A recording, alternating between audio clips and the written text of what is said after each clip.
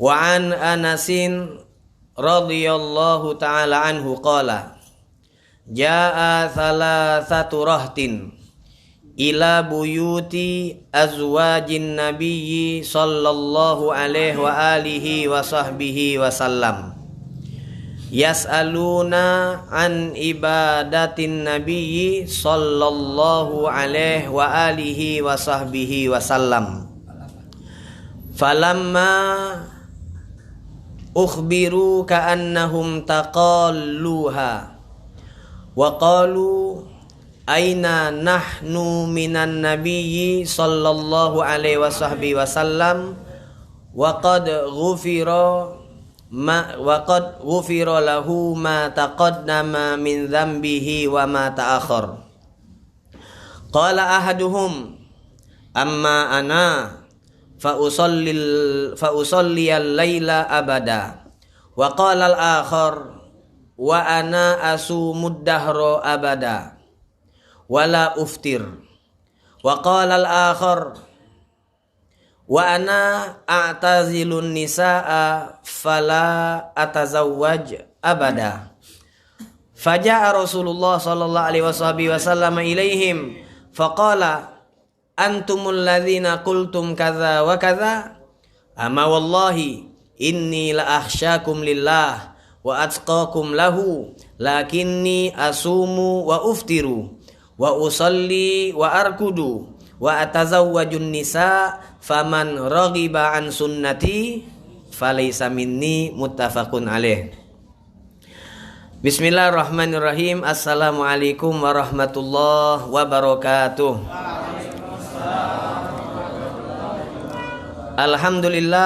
Alhamdulillahilladzi hadana li hadza wa ma kunna linahtadiya laula an hadanallah. Ashhadu an la ilaha illallah wahdahu la syarika lah wa ashhadu anna sayyidana wa nabiyyana Muhammadan abduhu wa rasuluh wa habibuhu wa safiyuhu wa khaliluh. Allahumma salli wa sallim ala sayyidina wa maulana Muhammadin al-fatihi lima ughliq wal khatimi lima sabaq nasiril haqqi bil haqqi wal hadi ila siratikal mustaqim wa ala alihi wa sahbihi haqqa qadrihi wa miqdarihi al-azim. Rabbi zidna ilma wa wasi' lana fi arzaqina wa barik lana fi ma razaqtana waj'alna mahbubina fi qulubi ibadik wa izza fi uyunihim waj'alna wujahaa fid dunya wal akhirati wa minal muqarrabin ya katsiran nawal ya hasanal fi'al ya qa'iman bila zawal wa ya mubdi'an bila mithal falakal hamdu walakal minnah walakash syarafu ala kulli hal wala haula wala quwwata illa billah. Amma ba'd. Ma'asyiral habaib wal aba mustami'in rahimani wa rahimakumullah. Alhamdulillah, bersyukur kepada Allah Subhanahu wa ta'ala yang di malam hari ini, di malam Senin, kembali kita diberikan nikmat untuk bisa duduk berkumpul di majelis ta'lim Ahlul Kisah yang dirintis oleh Al-Habib As-Sayyidil Marhum Muhammad bin Husain bin Syahab. InsyaAllah beliau selalu mendapatkan curahan rahmat kasih sayang Allah Subhanahu wa ta'ala. Di sini kita mencoba sedikit demi sedikit untuk mempelajari daripada apa yang diwariskan oleh baginda Rasulullah sallallahu alaihi wasallam di dalam kitab yang disusun oleh Al-Imam An-Nawawi yang beliau beri judul dengan kitab Riyadhus Shalihin. Malam hari ini kita akan membahas hadis yang kedua dari bab al-iqtisad fil ibadah, yaitu tidak berlebih-lebihan di dalam ibadah. Hadis yang kedua, an Anasin radhiyallahu anhu qol, diriwayatkan dari sahabat Anas bin Malik radhiyallahu taala anhu. Anas bin Malik, kita sudah sangat sering mendengar nama beliau. Beliau adalah khadim Rasulullah sallallahu alaihi wasallam, sahabat yang mendapatkan kemuliaan untuk menjadi pembantu Nabi Muhammad sallallahu alaihi wasallam. Beliau mengatakan qala jaa salasatu rahtin. Jaa telah datang salasatu rahtin 3 orang dari sahabat Nabi Muhammad sallallahu alaihi wasallam yang nama sahabat tersebut tidak disebutkan oleh sahabat Anas bin Malik. Setelah dicari dan diteliti oleh para ulama, maka berkata Syekhul Islam Zakaria Al-Ansari di dalam kitab Tuhfatul Qari ala Sahihil Bukhari.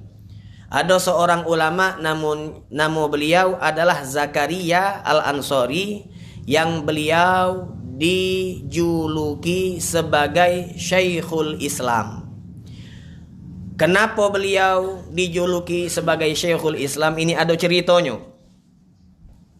Beliau kalau di dalam segi umur adalah termasuk wong yang terlambat umurnya untuk belajar atau untuk mondok pesantren. Seingat anak umur beliau itu waktu belajar lebih sudah dari 40 tahun. Jadi umur beliau lebih dari 40 tahun baru mulai berejo nak mempelajari ilmu Nabi Muhammad sallallahu alaihi wasallam. Tetapi luar biasa, meskipun umurnya dikatakan terlambat, beliau punya semangat yang sangat luar biasa. Setiap beliau berjalan tidak pernah tinggal dengan yang namanya pena sama buku tulis. Kemudian kalau beliau nak masuk ke kelas, kalau kita sekarang namanya pondok pesantren atau nak hadir majelis, maka beliau selalu bawa kitab seakan-akan beliau ni seorang guru besar. Maka setiap beliau masuk ke pondok yang di situ beliau belajar, penjaga pondok itu ngomong, kalau kata orang Palembang ni ngaloi. Dialoinya, nyingok tingkah Zakaria ini, dialoi, ya Syekhul Islam. Ya Syekhul Islam. Setiap hari saben dia nak masuk pintu yang dari pintu tadi itu tembus ke pondok pesantrennya beliau Al-Azhar, maka beliau ini dialoi. Dialoi ini apa lah bahasa Indonesianya? Bukan, lain, ngulok sama alok lain. Dikomen, dikomeni oleh penjaga pondok dengan ucapan ya Syekhul Islam, wahai syekhnya Islam, wahai guru besarnya agama Islam. Maka yang ejekan ataupun aloan ini, komentar yang dikeluarkan dari penjaga pondok ini membuat semangat Zakaria Al-Ansari ini semakin besar, tambah semangat. Akhirnya meskipun umurnya 40 tahun, beliau belajar dengan hebat, dengan semangat, sampai benar apa yang diucapkan oleh penjaga pondok tersebut dengan julukan Syekhul Islam. Akhirnya beliau dinisbatkan oleh para ulama sezamannya dan sampai sekarang ini dengan sebutan Syekhul Islam, karena kedalaman dan keluasan ilmu yang beliau miliki. Nah, beliau ini punya kitab namanya Tuhfatul Qari. Tuhfatul Qari, yang mana kitab ini adalah syarah penjabaran dari kitab Sahihil Bukhari. Nah, Masya Allah. Jadi ada kitab Sahihil Bukhari, kita kenal kan? Kitab Sahih Imam Bukhari. Itu kitab yang paling sahih setelah Al-Quran. Kalau Al-Quran itu tidak pacak diragukan lagi tentang kebenarannya. Otentiknya itu pasti. Karena setiap huruf, bahkan setiap harokat di dalam Al-Quran itu wahyu dari Allah yang Allah wahyukan berikan kepada Nabi Muhammad SAW. Kemudian Nabi Muhammad membacakan ayat ataupun firman yang beliau terima dari malaikat Jibril, bentuk wahyu dari Allah Subhanahu wa taala, disampaikan kepada para sahabat, dan yang mendengar ayat yang dibacakan oleh Nabi itu ada tawatur. Jumlah sahabat itu banyak. Jumlah sahabat banyak. Kalau ada omongan didengar oleh wong banyak, kemudian wong banyak tadi menyampaikan omongan yang mereka dengar kepada wong banyak lagi. Kira-kira ada peluang untuk salah tak kabar itu? Misalnya, anak sekarang ngomong depan kamu ini kan banyak. Namanya adadut tawatur kalau bahasa hadisnya. Bahasa ilmu hadisnya adadut tawatur. Jumlah yang sangat minim kemungkinan mereka tuh berbohong kalau memberikan informasi. Jadi anak ngomong sama kamu, kemudian kamu keluar balik masing-masing, lalu salah sikok dari kamu ngomong sama wong yang ada di luar, yang tidak hadir di majelis ini, ngomong, oh semalam tuh ada berita yang diomongin di majelis ini. Nah, wong yang denger tadi, dia kalau tidak percaya bisa ditanyakan kepada selain yang dia dapat kabar. Jadi kalau didengar oleh wong banyak, pasti kebenarannya, otentiknya itu bisa dikatakan 100, tidak baca ditolak kebenarannya. Nah, itu Al-Quran. Al-Quran itu Nabi maco kepada sahabat. Sahabat yang dengarkan Al-Quran itu jumlahnya tawatur, artinya banyak. Kemudian sahabat yang banyak ini nyampaikan kepada tabi'in juga banyak, bukan sikok dua yang dengar, galo-galo tabi'in dengar. Kemudian tabi'in memberikan apa yang mereka dengar dari Al-Quran tadi kepada tabi'in dan seterusnya. Maka disinilah keluar hukum, jikalau ada yang dionyo membaca Al-Quran, lalu bacaannya tuh sengaja diubahnya harokat. Misalnya yang seharusnya fathah di dommah kenyo, yang seharusnya a di u kenyo, a di u kenyo, atau a di i kenyo, dan dia sengaja, maka itu hukumnya haram. Loh, kenapa? Karena Al-Quran ini setiap huruf dan setiap harokat itu langsung dari Allah Subhanahu wa ta'ala. Itu hukum yang pertama. Kemudian hukum yang kedua, kalau ada wong yang sekarang ini mengatakan Al-Quran yang ada di tangan umat Islam sekarang ini itu kurang. Semestinya Al-Quran itu banyak, lebih besar, lebih daripada 30 juz. Yang ada sekarang ini kurang, maka wong itu keluar dari agama Islam. Atau dia ngomong, ini sebenarnya bukan ayat Al-Quran, dimasuk ke oleh sahabat, maka wong itu mengingkari satu ayat Al-Quran, itu namanya keluar dari agama Islam. Bahkan sahabat Sayyidina Abu Bakar As-Siddiq radhiyallahu taala anhu, beliau ini namanya termasuk yang disebutkan di dalam Al-Quran tentang predikat beliau sebagai seorang sahabat. Idh yaqulu li sahibihi. Idh yaqulu, ketika Nabi Muhammad SAW yaqulu, berkata, li sahibihi, kepada sahabatnya. Siapa sahabatnya di situ? Sahabat Sayyidina Abu Bakar As-Siddiq radhiyallahu taala anhu, yang mana kejadian ini pas di gua di gua Thur. Pas di gua Thur, karena ini perjalanan hijrah. Maka siapa yang mengingkari predikat sahabat yang dimiliki oleh sahabat Abu Bakar As-Siddiq, maka wong itu dikatakan keluar dari agama Islam. Lu kenapa? Karena beliau ini yang mengatakan beliau ini sahabat, bukannya cuma sahabat yang lain, bukan cuma Nabi Muhammad, tetapi bahkan Allah Subhanahu wa taala. Nah, ini namanya Al-Quran itu didengarkan oleh wong yang banyak tawatur, sehingga kebenaran Al-Quran itu tidak bisa ditolak oleh siapapun. Nah, ini Al-Quran itu adalah kitab yang paling soheh. Idak katik yang soheh sesoheh Al-Quran. Di bawahnya kitab Sahihul Bukhari. Sahih Imam Bukhari, karena beliau mencantumkan di situ hadis-hadis Rasulullah sallallahu alaihi wasallam. Nah, Sahih Bukhari Ini banyak disyarahkan oleh para ulama. Salah satunya disyarahkan oleh Zakaria, Abu Zakaria, atau yang dikenal dengan Syekhul Islam. Beliau mengatakan, 3 sahabat yang datang ini siapa?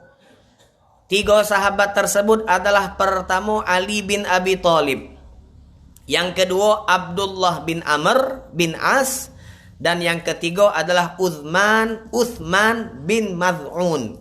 Uthman bin Maz'un. Jadi 3. Pertama adalah Ali bin Abi Thalib, yang kedua Abdullah bin Amr bin As, dan yang ketiga adalah Uthman bin Maz'un. Katanya sahabat Anas bin Malik, ja'a thalathatu rahtin, telah datang 3 sahabat Nabi Muhammad, yaitu Ali bin Abi Thalib, yang kedua Abdullah bin Amr bin As, dan yang ketiga adalah Uthman bin Maz'un. Mereka datang ke mana? Ila buyuti azwajin Nabi sallallahu alaihi wasallam. Mereka mendatangi rumah-rumah istri-istri Nabi Muhammad sallallahu alaihi wasallam. Tujuan mereka datang apa dia? Yas'aluna. Mereka pengen bertanya tentang apa?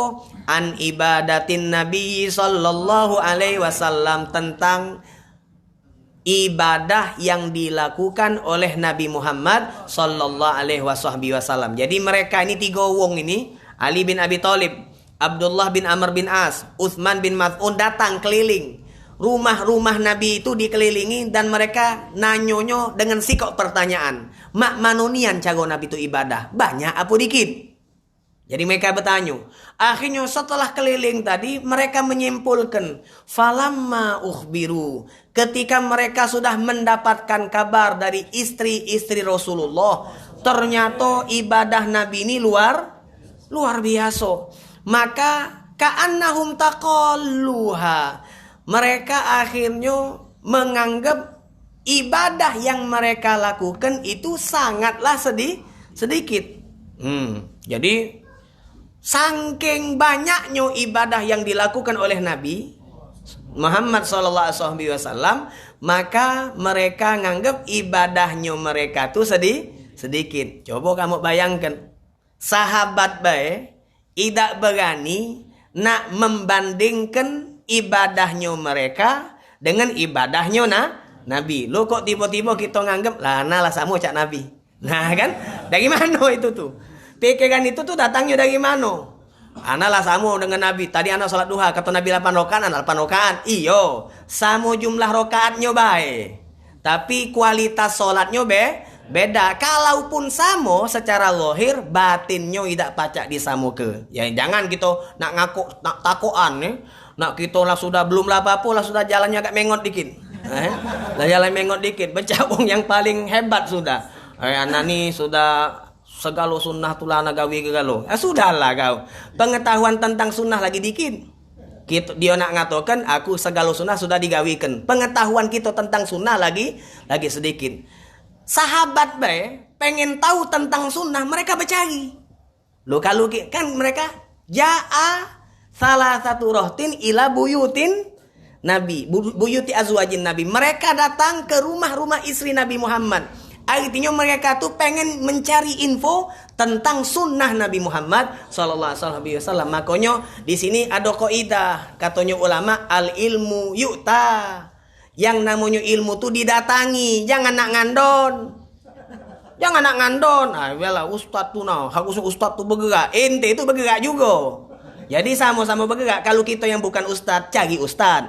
Kewajiban kita yang bukan ustaz, nyari ustaz. Kalau kita lah sudah jadi ustaz, maka kewajiban kita jemput bola. Jadi jangan kita nak apa sama saling lepas tangan. Ustaznya nak nunggu biarlah mana payah wong arti yang belajar sama anak galo. Jangan jemput bola kalau kita ustaz.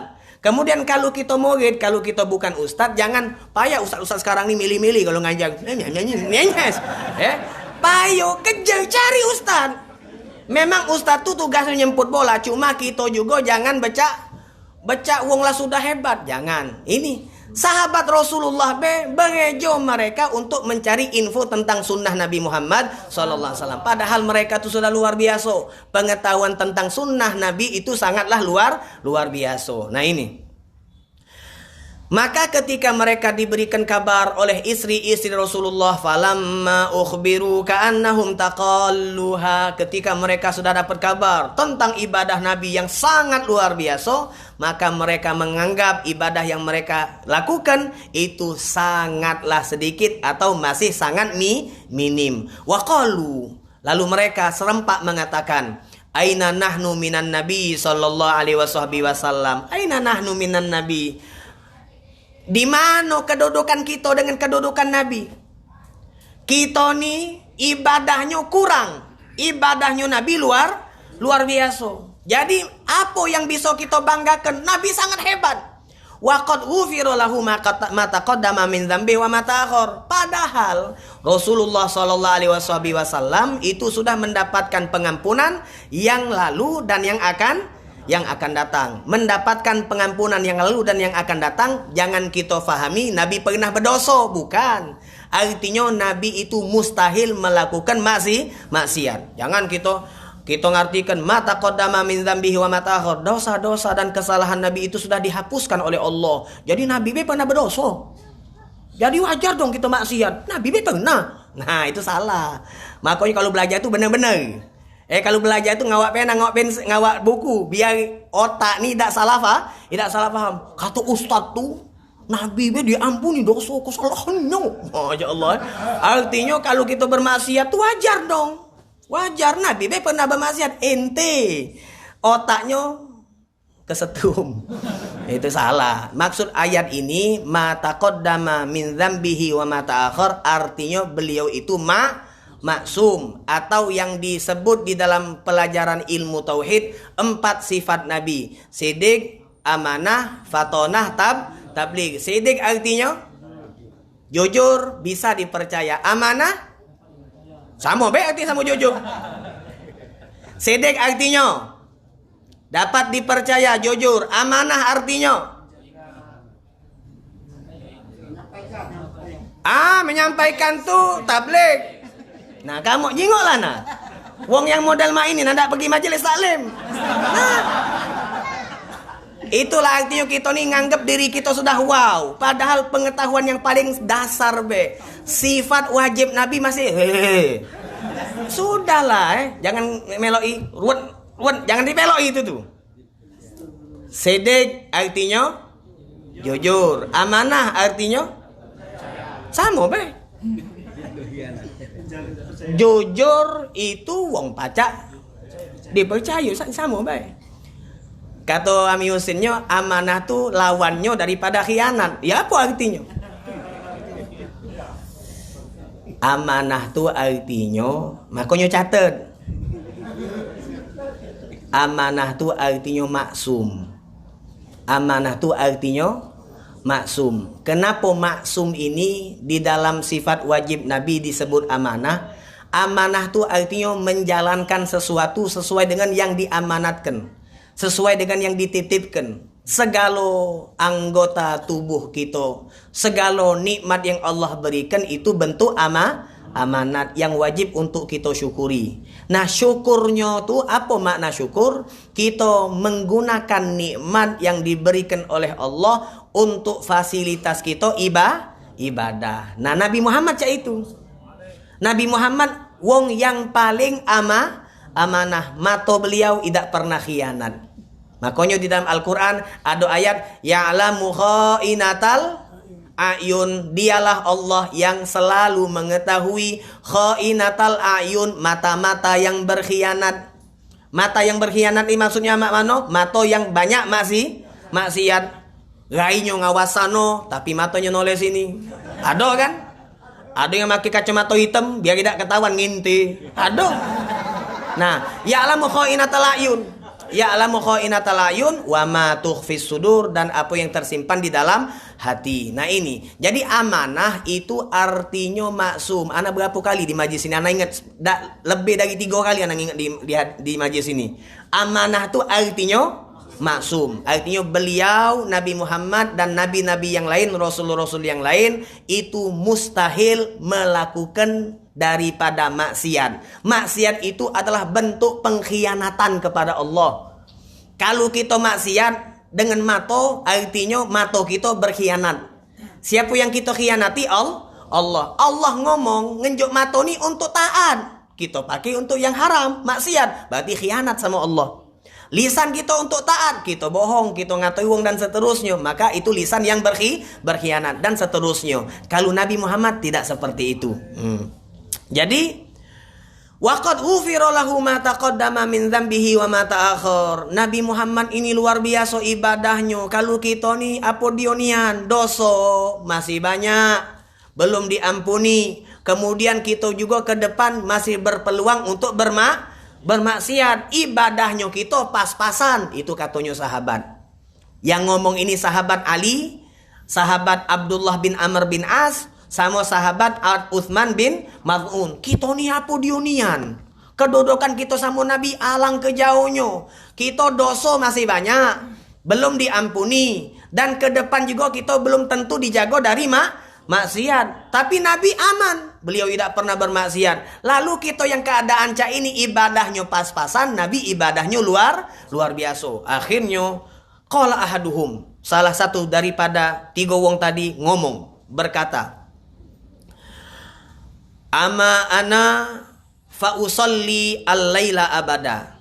Kalau cak itu setelah mendengar ibadah Nabi Muhammad yang sangat luar biasa, beliau ngomong, kalau cak itu aku fa usallil lail, aku berjanji akan sholat malam abada seumur hidup aku. Jadi malam aku tak galak tidur sama sekali. Tak galak tidur sama sekali. Setelah dengar cak mano tahajudnya Nabi Muhammad SAW. Wa qala al-akhir, ada si kok lagi yang ngomong, wa ana asumu ad-dahra abada wala uftir. Kata beliau, sikoknya ngomong, ama ana, kalau aku niat nak puasa sunnah setahun penuh. Dan aku tidak bakal batal puasa. Niat ini. Nabi itu luar biasa. Dosa dak kate puasa Senin Kemis. Dosa dak kate, kalau dak kate makanan di rumah, beliau langsung niat puasa. Tidak begejo. Kalau kita kan kate makan di rumah begejo, nyari jajan. Ya kan? Kalau kita kan, nyari jajan atau nyari undangan. Mana dah? Nyari jajan atau nyari undangan? Ayo ada lokat di mana? Di sana, luungan ada undangan katanya tuh. Padahal diundang tidak dah. Yo kita kan undangan umum itu tuh. Muslim juga yang undang tuh. Bismillah. Mana baca bismillah. Kalau tidak diundang jangan dihadir. Jangan hadir itu. Kemudian apa namanya? Waqala akhir. Sahabat yang ketiga beliau ngomong, wa ana a'tazilun nisa fala atazawwaju abada. Aku niat, aku dak galak penganten. A'tazilu, aku akan uzlah. Uzlah tu artinya menyendiri. Menyendiri itu artinya menjauhi. Aku akan menjauhi an-nisa perempuan. Fala atazawwaju abada, maka aku tidak bakal penganten. Pendi ini. Fala atazawwaju abada. Jadi pendi ini jangan kita katoi. Ternyata dia dalilnya hadis ini. La atazawwaju abada. Ada dalilnya. Berarti pendi ini pintar juga. Kalau hadis majelis. Cuma yang dia dengar kalau salah paham. Faja'a Rasulullah. Akhirnya Nabi Muhammad pun datang sallallahu alaihi wasallam ilaihim, kepada mereka bertiga. Nabi Muhammad datang kepada Ali bin Abi Thalib, kepada Abdullah bin Amr bin As, dan kepada Uthman bin Maz'un. Faqala, lalu Nabi mengatakan, antumul ladzi qultum kadza wa kadza. Kamu nila yo yang ngomong kemarin cak ini. Kamu ada yang ngomong aku nak solat malam terus-terusan, tidak setiduran nian. Ada yang ngomong nak puasa terus, tidak batalan nian, setahun penuh. Ada yang ngomong seumur hidup dia nandak penganten. Iyo nian kamu yang ngomong itu. Maka Nabi Muhammad negor.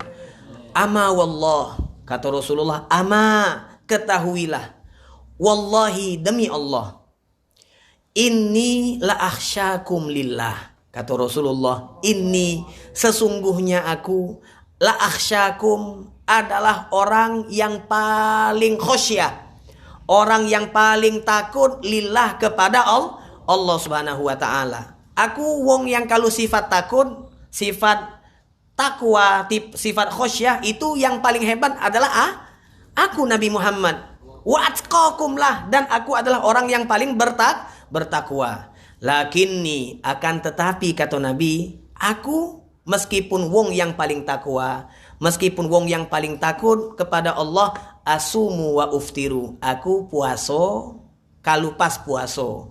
Wa uftiru, kadang-kadang aku juga tidak puaso. Jadi tidak galau-galau terus-terusan puaso. Ada saatnya tidak puaso. Wa usolli, di malam tahajud. Ada saatnya aku sholat tahajud. Di waktu-waktu yang lain bangun, habis bangun tidur. Tidak semalam suntuk Nabi Muhammad SAW. Wa atazawwajun nisa, dan aku juga penganten kata Nabi.